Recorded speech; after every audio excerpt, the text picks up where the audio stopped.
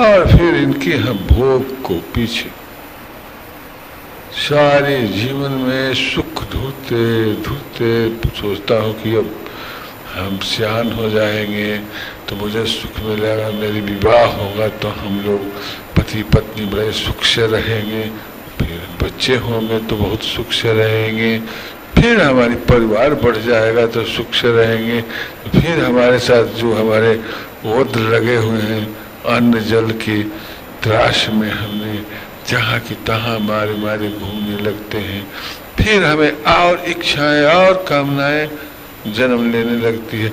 अब सुख मिल जाएगा, अब सुख मिल जाएगा। तब तक मेरी देखता हूँ शीशा में कि अब बुढ़ापे आ गए। वाह,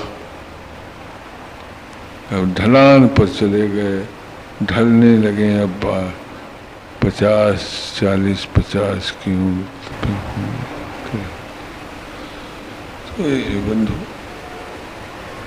यह बहुत ही उनकी कृपा होता है तो हम मनुष्य जातियों के प्रति जो बुद्धि उदय होता है, वही बुद्धि धीमहि जो मैंने बार बार आपसे कहा हूँ कि वह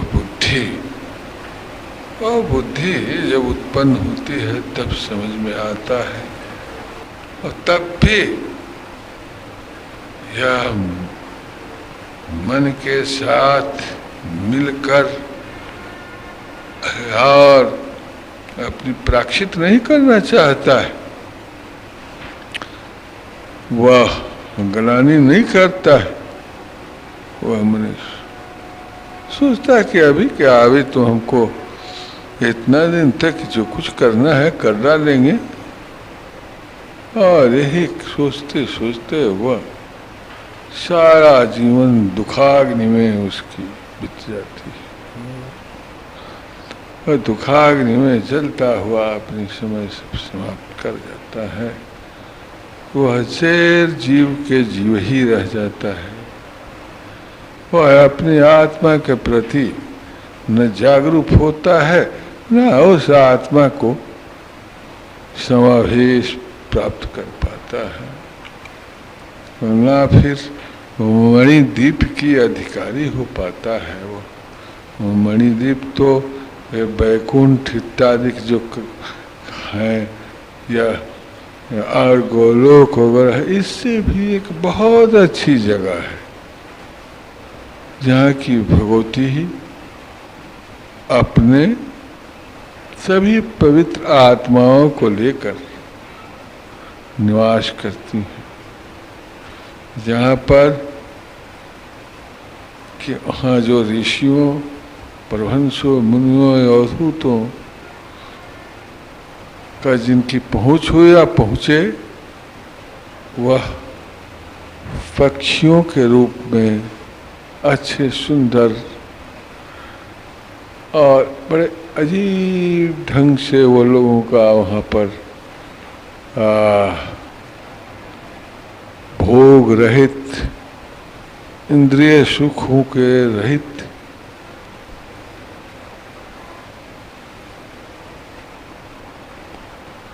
वह ब्रह्म हूँ, तत्वमसि, इस गति को सोहम, इस गति को हो प्राप्त होते हैं। वहाँ कोई व्यापार नहीं होता, लेता देता कुछ नहीं होता, वहाँ कोई व्यापार उनके क्या, कोई व्यापार नहीं। उनके तारतम्य उन महान शक्ति से जैसे सारी सृष्टि उत्पन्न हुई है, होती है, विलीन होता है, उस शक्ति से तारतम्य बंध जाता है। जीव संज्ञाएं उनकी समाप्त हो जाती है। ऐसे दिव्य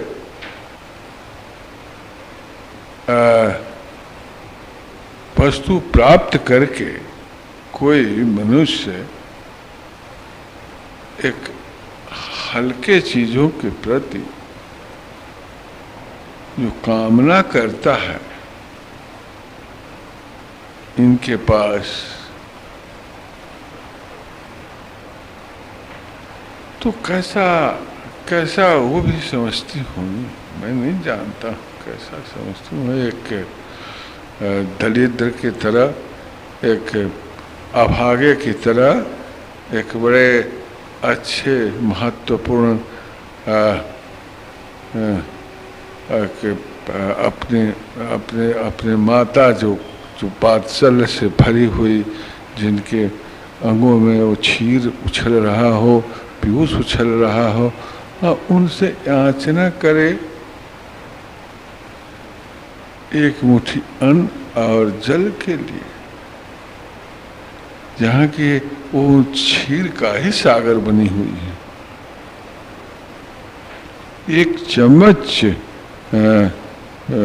दूध के लिए याचना करे, जहाँ की जिस वात्सल्य से दूध अपने आप शुरू हो जाता है, चलने लगता है माता के अंग से पीयूष।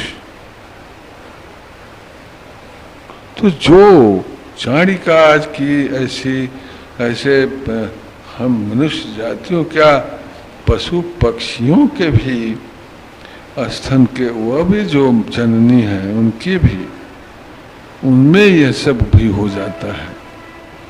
तो हम मनुष्यों को अपनी कितना संकीर्ण दृष्टि है, कितनी संकीर्ण दृष्टि है। जैसे हमारे इस देश का,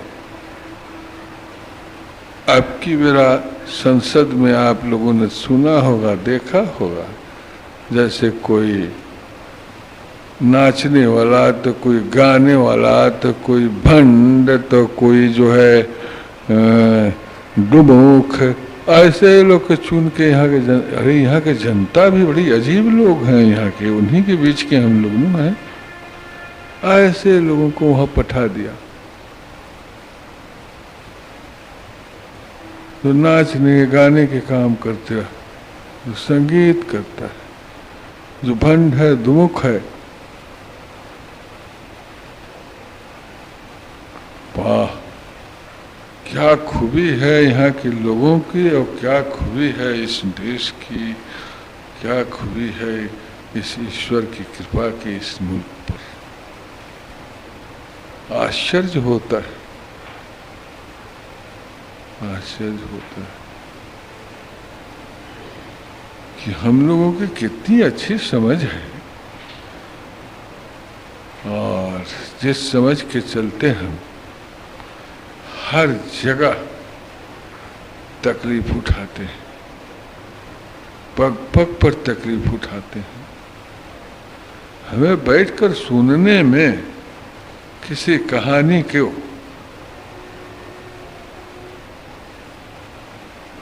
अच्छा तो लग रहा है, शायद शरीर बैठा है, अभिमंत्र से चल रहा है, सुबह चल रहा है, शाम चल रहा है, दिन चल रहा है, रात चल रहा है, सोने में चल रहा है, बैठने में चल रहा है, चलने में चल रहा है, जो बराबर चलता ही है। ऐसे के गृह पर कोई आवे और सिकड़ी उसकी खटखटावे उस गृह में प्रवेश करने के लिए, तो कोई है ही नहीं, तो जा मिलेगा किससे, मिलेगा किससे? एको क्षण जो अपने गृह में न हो, कौन किससे मिलेंगे? ऐसे ही जीवन है, हम लोगों को दिखता है। यह भागवती जिनकी प्रार्थना करते हैं, आराधना करते हैं, चिंतन करते हैं,